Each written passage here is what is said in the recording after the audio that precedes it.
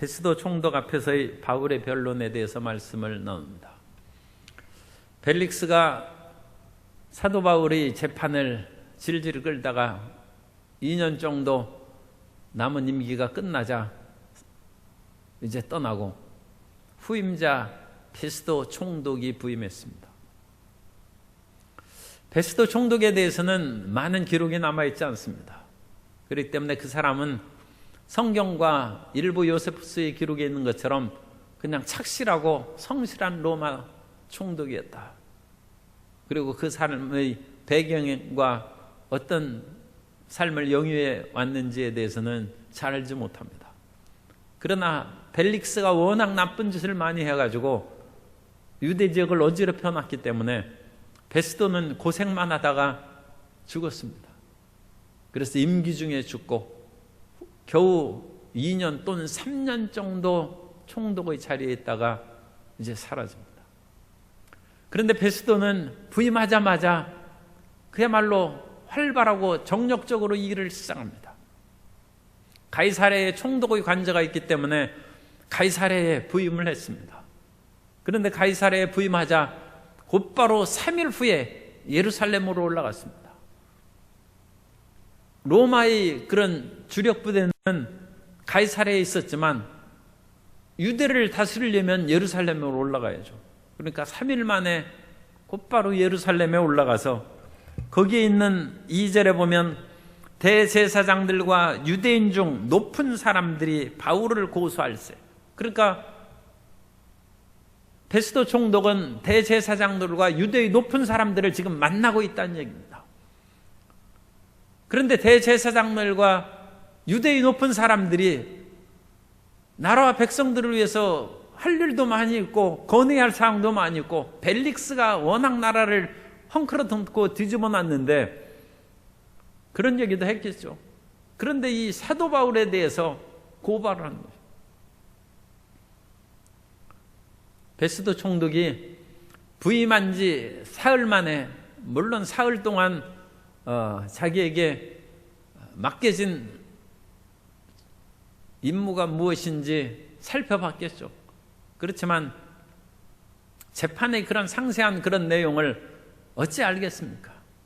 그런데 바울이 사건을 얘기하면서 그 바울을 예루살렘으로 데려다가 거기에서 재판해달라고 하는 요청을 하는 것입니다. 처음 만났을 때 어떤 요청을 하는 것은 사실은 신뢰한 것이고 또 어떤 면으로는 무례한 것입니다.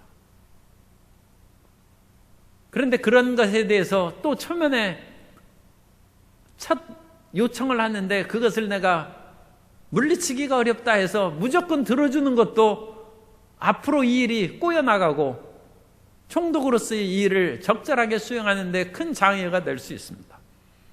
그러므로 받아들이거나 거부하기 어려운 그런 자리에서 어떤 요청이 들어올 때 우리는 신중하게 대답해야 돼요. 사람의 체면을 보고 또 자기가 어쩔 수 없는 그런 말의 교묘한 그런 올무에 걸려서 하기 싫은 것을 대답하는 일이 없어야 됩니다. 호미로 막을 것을 가래로 막는다는 우리말이 있는 것처럼 작은 그 자리에서의 그런 어려움을 피하는 것이 나중에 큰 어려운 사태를 막을 수 있는 길이 되는 것입니다. 그런데 이 베스도는 합리적인 사람입니다. 그 자리에서 대제사장들과 유대의 높은 사람들이 요청하는데 쉽게 들어주지 않습니다. 베스도는 내가 예루살렘에 계속 머무를 것도 아니고 곧 가이사랴로 돌아가야 되는데 가이사랴에 지금 구금되어 있는 바울을 예루살렘까지 와서 내가 또 다시 예루살렘에 올라와서 재판하는 그런 상황이 합당하지 않다. 난 여기에서 일 보고 곧바로 가이사랴로 내려가야 되니까 오히려 대제사장들과 유대의 여러분들 중에 나하고 같이 내려가서 그 재판에 참여하는 것이 오히려 순리적이다. 베스도가 합리적으로 대답을 했습니다. 어떤 코너에 몰아놓고 사람을 그런 길로 가도록 다그칠 때 성도 여러분, 담대하시기 바랍니다. 그래서 올바르지 않은 것은 끌려가면 안 됩니다. 우리가 하늘의 하나님을 믿고 하나님의 자녀로 구원을 받고 세우심을 받았는데 우리는 왕 같은 제사장들입니다. 왕이 끌려다니면 그게 왕 노릇 하겠습니까? 그러므로 우리 성도님들은 어떠한 일이 있어도 강하고 담대하게 올바른 사리 판단에서 일을 진행해 나아가시기 바랍니다. 그래야지 끌려다니면 그것으로 인하여 말할 수 없는 고통을 겪을 수 있습니다. 지혜롭고 굳세. 그래서 우리는 항상 지혜롭고 순결하여 하나님의 일을 행하는 그런 주님의 자녀들이 되어야 되는 것입니다. 그렇게 해서 사도 이 바울의 재판 문제를 베스도가 잘 해결한 후에 예루살렘에서 계속 8일이나 열흘 동안 일을 더 보고 가이사랴로 이제 베스도가 내려갑니다.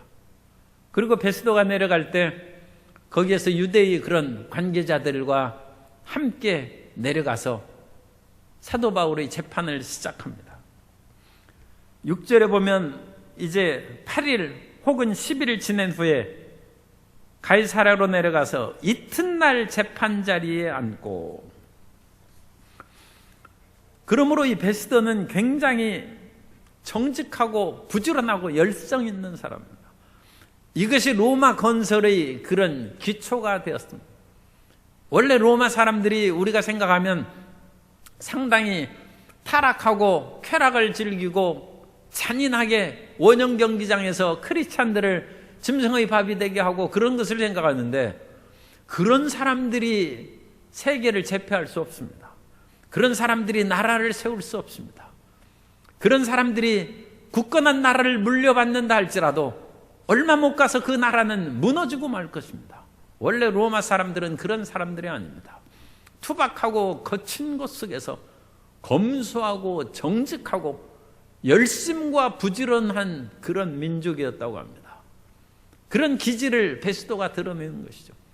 나중에 지중해의 세계를 다 정복하고 그 사람들이 더 이상 정복하지 할 곳이 없었을 때 일종의 국민들의 그런 불만의 돌파구를 만들어주기 위해서 원형 경기장에서 크리스찬들을 희생제물로 삼았고, 수많은 대중들을 그런 매일매일을 즐기면서 국가에 하는 일에 대해서 크게 불만을 갖지 않도록 그 길을 열어준 것입니다. 그러지 건전한 정신이 없는 나라가 바르게 설 수는 없는 것입니다. 베스도의 이런 성실한 측면이 로마 사람들이 아마 많은 사람들, 대다수의 50% 넘어야죠. 그래야 국가가 유지될 거 아닙니까? 어떤 나라든지 성실하고 정직하고 근면한 사람이 절반은 넘어야 최소한 그 나라가 지켜지는 것이고, 그런데 워낙 나쁜 사람이 또 1, 20%만 있으면 그 나라가 기울어 버릴 수도 있어요. 그러니까 그 극단적으로 치달려가는 1, 20% 사람들을 올바르고 건전한 국민이 그들을 잘 경계하고 나쁜 그런 길로 나아가지 않도록 또한 지키고 돌볼 책임도 있는 것입니다. 어쨌든 베스도는 가이사랴에 내려온 그 이튿날 이제 재판을 속개하는 것이죠. 벨릭스가 2년이나 그것을 묵혀뒀던 재판을 다시 열어서 바울을 이제 불러드립니다. 그러자 바울을 데려오라 명하니 그가 나오매 예루살렘에서 내려온 유대인들이, 그러니까 이 유대인들 중에는 이제 사도 바울을 고발할 내용들을 더 많이 자료를 수집하고, 또 이전에 더둘로가 변호인으로 왔습니다만 별로 성공적이지 못했어요. 그러니까 더둘로보다 더 말 잘하는 사람들을 아마 보냈을 것입니다. 그런데 그 사람들이 수많은 중대한 사건으로 고발하려고, 여러 가지 중대한 사건으로 고발하되 능히 증거를 대지 못하니라. 사도 바울을 로마의 법에 의해서 처벌을 하려면 어떤 살인이나 도둑질이라든지 소요 사태와 같은 로마에서 사회적이고 정치적인 어떤 범법 사실이 있어야 되는데, 사도 바울이 그런 범죄 사실이 있을 까닭이 없죠. 다만 사도 바울이 예수 그리스도를 증거한다는 것으로 인하여, 또 예수 그리스도를 십자가에 못 박은 사람들이 그것을 미워하고 싫어해서 사도 바울을 죽이려고 하는데, 이런 종교적인 문제를 정치적인 죄로 둔갑시키려고 하니까 증거가 없죠. 증거가 없죠. 그러니까 그들은 온갖 나쁜 얘기를 많이 하는데 그런 형사 처벌할 만한 객관적인 증거가 없는 것입니다. 그러므로 사도 바울을 고발하는 그 사람들이 스스로 올매에 걸리는 것이요, 자승자박이라고 합니다. 그러니까 베스도가 들어보면서 그걸 모르겠습니다. 아, 이 사람들이 억지를 부려서 사도 바울을 그와 같이 처형시키려 하는구나. 베스도가 그것을 깨달았을 것입니다. 그런데 그 당시 유대인들이 억지 부린 데는 아주 선수입니다. 우리가 아는 것처럼 빌라도 총독이 예수님이 무죄하다는 것을 3번이나 얘기했는데도 유대인들이 억지를 부려서, 그러면 우리가 소요 사태를 일으키겠다, 간접적인 그런 위협을 한 것이죠. 그래서 빌라도가 밀란이 일어날까 두려워해서 예수님을 그냥 죄를 정하고 사형언도를 내리고 십자가에 못 박게 한 것입니다. 그런 잘못된 것들을 이 대제사장들과 유대의 그 당시 높은 사두개인 높은 사람들이 여전히 수십 년이 지나서 그 제자한테도 그 일을 시행하려고 하는 것입니다. 그러나 이 재판은 무엇보다도 공정해야죠. 그래서 베스도가 바울에게 이제 말을 하라고 했을 것입니다. 그러자 8절에 바울이 변명하여 이르되 유대인의 율법이나 성전이나 가이사에게나 내가 도무지 죄를 범하지 아니하였노라 하니. 원래 죄를 가지고 그 문책한 그 사항은 율법을 어기고 모세의 법을 어겼다는 것이죠. 또 성전을 모독했다는 것입니다. 그런데 여기에서 가이사가 또 나왔어요. 가이사는 그 로마의 황제를 말하는 것입니다. 그건 정치적인 죄죠. 황제에게 죄를 범하면 그건 사형을 내릴 수 있습니다. 그러니까 이 유대의 고발자들이 가이사에게 범죄한 그 사실을 사도 바울에게 뒤집어 씌우는 것입니다. 예수님을 붙잡아서 그 로마인들에게 사형을 받기 하기 위해서 가이사에게 세금을 바치는 것이 옳습니까? 그럽니까? 그래서 예수님께서 세금 바치지 말라 하면 그런 로마의 지시에, 로마의 그런 법에 저촉되는 것이죠. 그것으로 인하여 예수님을 붙잡으려고 예수님 당시에도 그랬는데, 예수님께서는 너희가 세금 바치는 동전을 가져와 보라. 그러면서 이게 네 것이냐? 거기에서는 시저 가이사의 그런 글과 얼굴이 새겨져 있으니까 이건 가이사의 그런 얼굴입니다. 그렇자 가이사의 것은 가이사에게, 하나님의 것은 하나님께 바치라는 것입니다. 예수님께서 그렇게 말씀하시자 가이사의 그런 법을 어겼다는 것으로 고소하려던 그 사람들이 더 이상 말문이 막혀서 돌아가 말했는데, 지금 사도 바울에게 있어서도 구체적으로는 어떤 것으로 인해서 바울에게 죄를 정했는지는 모릅니다만, 어쨌든 가이사에게나 바울이 변명할 때 내가 도무지 죄 짓는 것이 없다. 성전과 율법의 문제는 그것은 너희 종교적인 문제니까 너희들끼리 해결하라. 그렇게 이제 무죄 판결을 내릴 수 있어요. 그러니까 사도 바울을 고발한 사람은 가이사를 집어넣은 것입니다. 그러나 바울은 가이사에게 전혀 죄를 지은 것이 없다. 그러자 베스도가 9절에 유대인의 마음을 얻고자 하여 바울더러 묻되 내가 예루살렘에 올라가서 이 사건에 대하여 내 앞에서 신문을 받으려느냐. 베스도가 일부러 사도 바울을 예루살렘으로 보내고 자기도 가이사랴에서 그 일을 보는데 일부러 예루살렘에 올라가는 그 수고로움을 하면서도 예루살렘으로 법정을 거기에서 열자는 그 얘기는 베스도가 대제사장과 유대인의 높은 사람의 요청을 좀 들어주는 듯해서 앞으로의 통치의 부담을 덜어버리려는 그런 마음입니다.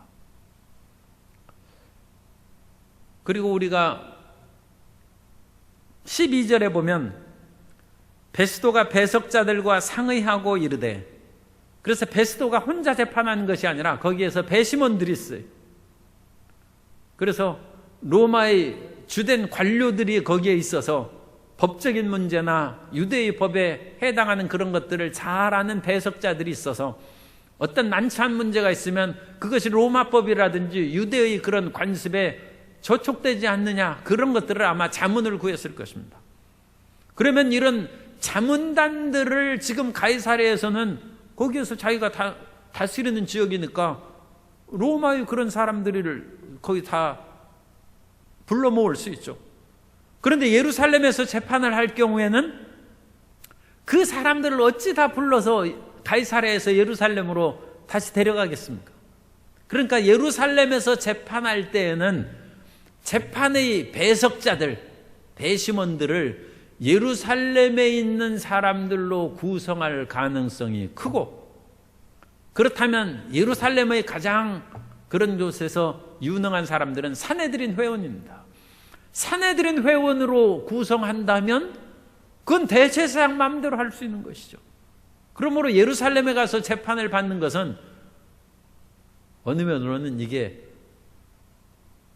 불법의 재판을 행할 수 있고, 사람들의 영향, 오늘날로 하면 좋지 않은 여론의 영향에 의해서 판결을 내릴 가능성이 큰 것입니다. 고대 세계로부터 이와 같이 법과 여론이 두 가지가 서로 갈등을 겪었어요. 오늘날에도 신문이나 그런 뉴스에 보면 법대로 진행하지 아니하고 여론의 그런 것을 묻는 그런 것들이 나오고, 또 여론의 많은 그런 부분들이 또 청와대에서 그와 같이 청원을 하고 그럼으로써 20만 명 이상이 넘으면 청와대에서 답변을 주고 수많은 사람이 거기에서 또 청원을 하면 그것을 통하여 법이 만들어집니다. 법이. 여론이 법을 만드는 것이죠. 그러니까 여론이 법을 만들기 전에도 여론은 힘이 있다는 것입니다. 따라서 가이사랴에서 로마의 법에 익숙한 배심원들과 함께 베스도가 재판할 때 하고, 베스도가 혼자 가서 또는 한두 사람 데리고 가서 예루살렘에 익숙한 배심원들과 함께 자리에 모여서 사도 바울을 재판하는 것은 판결이 천양지차가 될 수 있어요.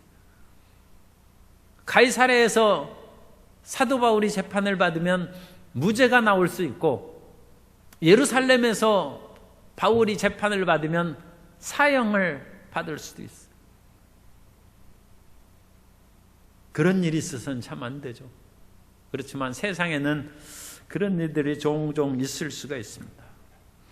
신명기 16장 19절 이하에 보면, 너는 재판을 굽게 하지 말며 사람을 외모로 보지 말며 또 뇌물을 받지 말라. 뇌물은 지혜자의 눈을 어둡게 하고 의인의 말을 굽게 하느니라. 너는 마땅히 공의만을 따르라. 그리하면 내가 살겠고 내 하나님 야훼께서 내게 주시는 땅을 차지하리라. 모세 시대에도 3천 몇백 년 지금으로 전에서도 재판을 굽게 하는 일이 있으니까 신명기 16장에서 그러지 말라고 쓰는 것이죠. 그 당시에도 뇌물을 받고 재판을 굳게 하는 일이 있고, 사람의 외모, 이것은 사람의 권력이죠. 돈을 가지거나 권력을 가진 사람의 그 외모로 인해서 의인의 일을 굽게 하는 일이 3천 수백 년 전부터 이미 있다는 거죠. 그러니까 2000년 전에 사도 바울이 재판을 받을 때 이미 대제사장들과 유대의 높은 사람들은 힘이 있고 돈이 있는 사람들입니다. 그리고 그 사람들의 영향력을 무시해버리고 베스도가 로마 총독이라고 해서 마음대로 했다가는 총독과 유대의 지도자들 사이에 갈등이 생기고, 그것을 인하여 총독의 일을 제대로 하지 못하면 로마 황제가 소환해서 총독 자리가 끝나는 것이죠. 그러므로 재판이 굽어질 수 있다. 사도 바울이 그것을 파악을 했습니다. 그럼으로써 사도 바울의 변론은, 내가 사형받을 만한 죄를 지었으면 마땅히 내가 사형받고 죽음을 두려워하지 않는다. 그러나 불의한 일로 말미암아 내가 억울한 일을 당하고 사형받는 것은 나는 그것을 받아들일 수 없다. 그럼으로써 로마 시민으로서의 권리가 있습니다. 그 권리가 프로보카티오라는 재판 청원입니다. 이 프로보카티오라는 것은 지금의 재판정보다 높은 재판정에 상고하는 것입니다.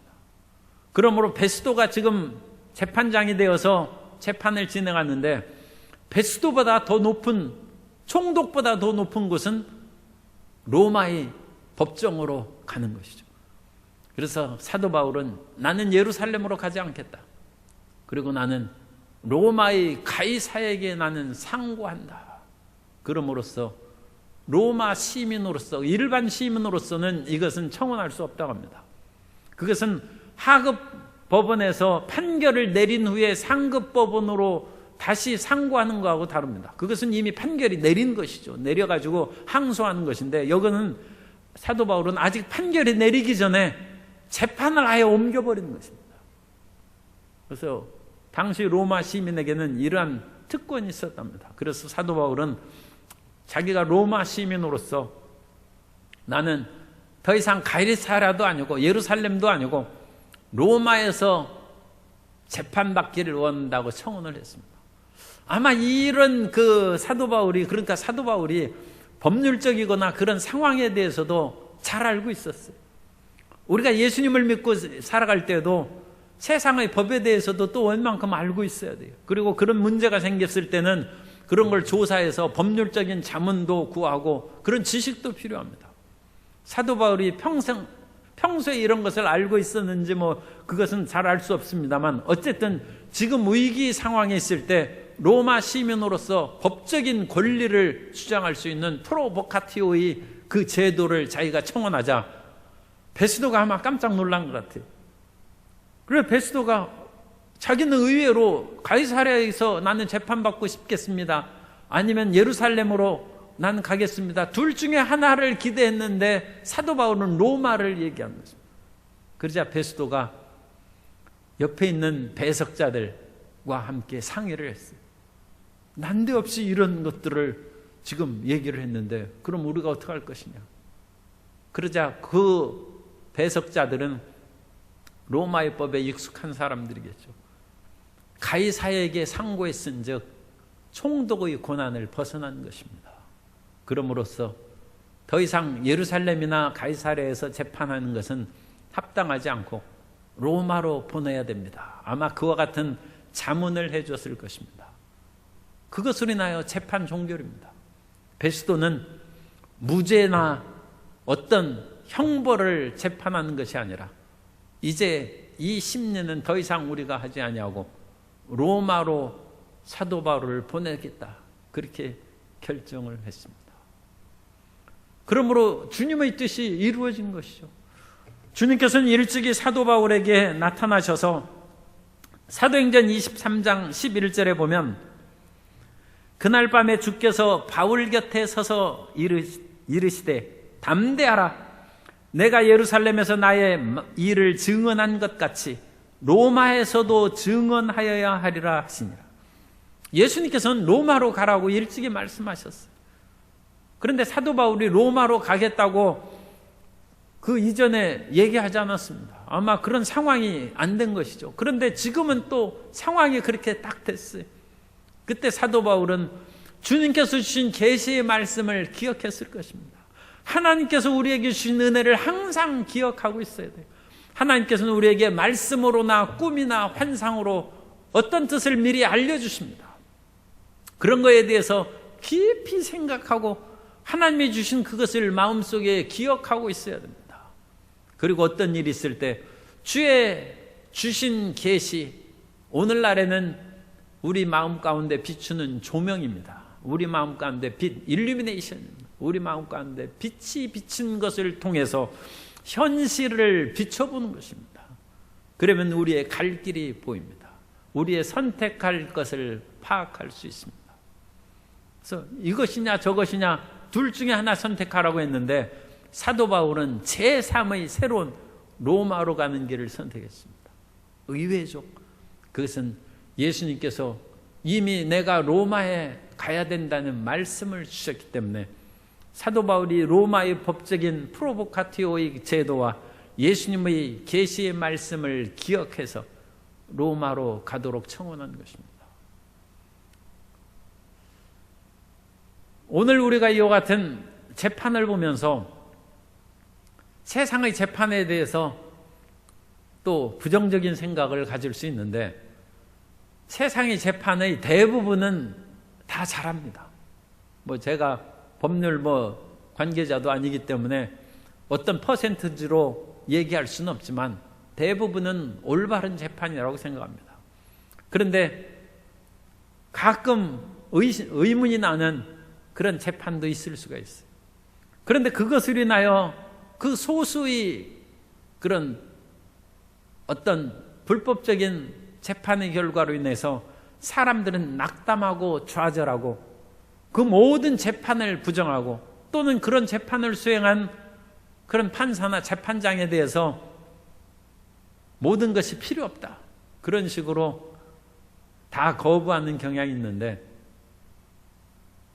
그렇게 꼭 모든 것을 절망적으로 생각할 필요는 없습니다. 왜냐하면 이 세상의 재판정은 하늘의 재판의 그림자입니다.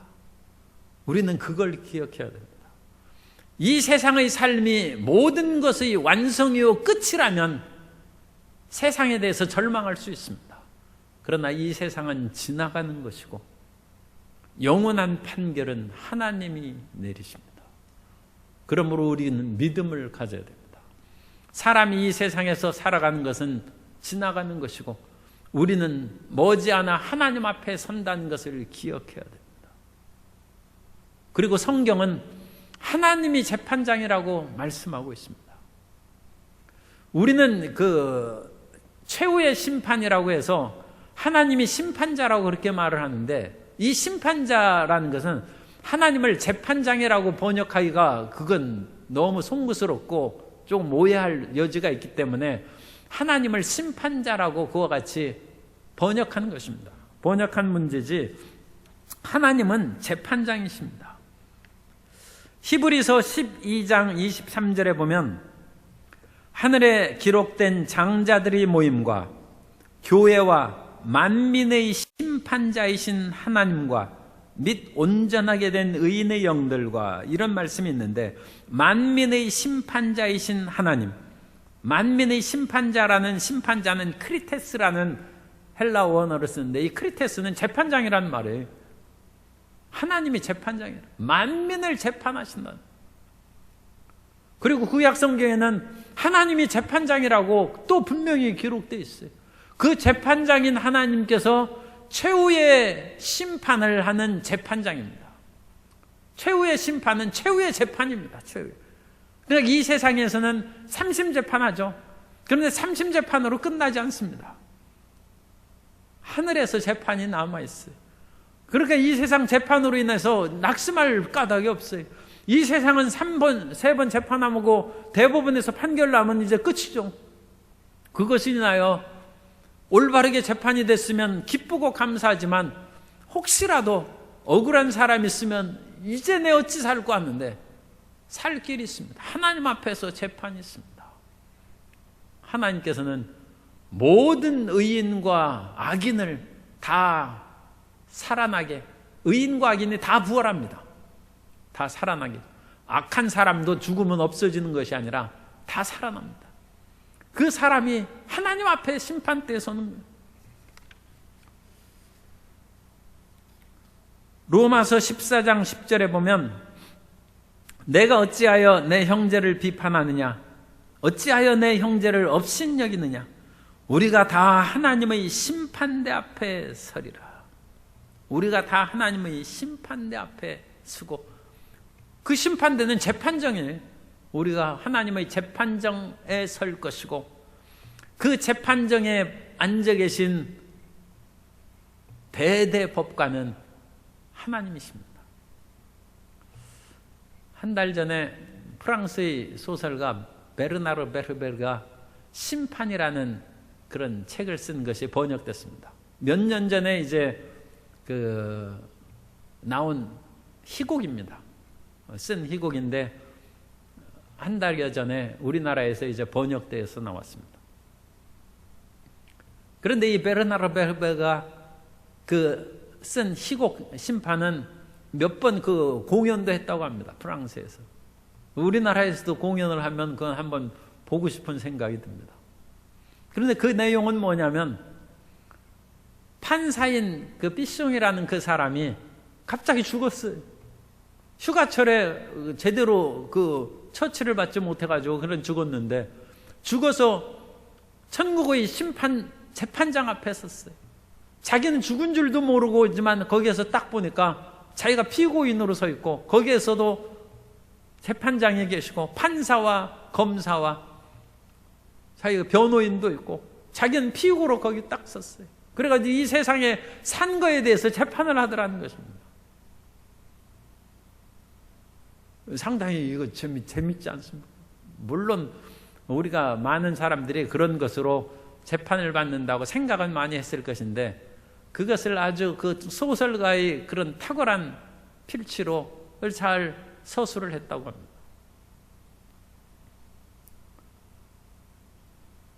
그런데 우리가 이 세상에 살아갈 때에도 이미 재판을 받고 살아가는 것입니다.